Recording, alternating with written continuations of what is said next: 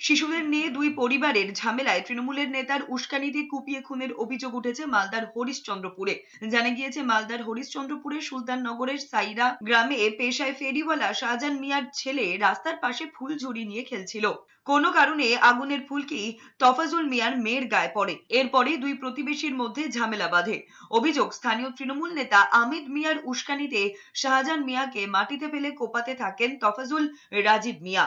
গুরুতর জখম অবস্থায় শাহজাহানকে হাসপাতালে নিয়ে গেলে চিকিৎসকেরা মৃত বলে ঘোষণা করেন।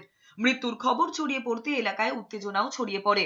6 বছরের বাচ্চাটা কেকাতে কেকাতে বড় জেঠু বাবার কাছে গেল, যাই বলছে জ্বালিয়ে দিল। ওর জেঠু বাবা শুনলো না, জানলো, আনে 4 বছরের বাচ্চাকে উঠিয়ে থাবড়াই দিল। তারপরে আমার যেটা মরলো, ওই জেঠু বাবা যাই বলছে কেন থাবড়ালি, তা ওদেরকে সবাইকে মারতে লাগলো, তারওয়ালের বাড়ি দিয়ে ফেলে দিয়েছে কেটে। তারপরে আমি তুলতে গেছি, তা আমাকে মেরেছে।